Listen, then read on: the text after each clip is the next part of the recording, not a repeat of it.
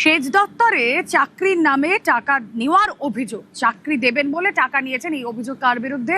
মানস ভূঁইয়ার বিরুদ্ধে। এবং মানস ভূঁইয়া তড়িঘড়ি আদালতে ছুটলেন রক্ষা কবচ নিতে। কথা বলবো, প্রতিনিধি থাকবেন আমাদের সঙ্গে। তার আগে আরো একবার আপনাদেরকে জানিয়ে রাখি, রক্ষা কবচে হাইকোর্টে মানস ভূঁইয়া।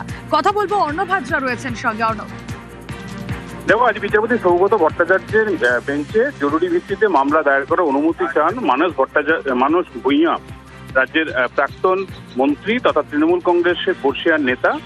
এবং তিনি তার আইনজীবীর মাধ্যমে দৃষ্টি আকর্ষণ করে লিভ চান, যেটা বলা হয় আদালত অনুমতি দিলে মামলাটা জরুরি ভিত্তিতে দায়ের হয়ে যায়। এবং স্বাভাবিক নিয়মে যেটা বেশ কিছুদিন সময় লাগে কোনো একটা মামলা বিচারের তালিকায় আসতে, বিচারপতি লিভ দিলে সেটা খুব তাড়াতাড়ি আসে। বিচারপতি সৌগত ভট্টাচার্য কোনো লিভ দেননি, অর্থাৎ জরুরি মামলার কোনো অনুমতি দেননি, কিন্তু রক্ষা কবচ চাইছেন মানস ভূঁইয়া এবং হাইকোর্টের হস্তক্ষেপ চাইছেন। তাই তার আইনজীবী কলকাতা হাইকোর্টের দ্বারস্থ হয়।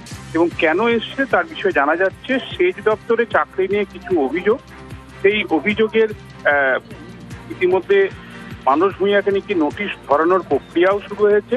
তাই পুরো বিষয়টার মধ্যে কোথাও একটা নিরপেক্ষ বিচারের স্বার্থেই রক্ষা কবচে কলকাতা হাইকোর্টে তিনি দ্বারস্থ হয়েছেন। তিনি মামলা দায়ের করবেন এবং হাইকোর্টে স্বাভাবিক নিয়মে মামলা যেভাবে আসবে, চলতি সপ্তাহে হয়তো হবে না, সেটা আগামী সপ্তাহে হয়তো সেই মামলা কলকাতা হাইকোর্টে বিচার্য তালিকায় জায়গা পেতে পারে।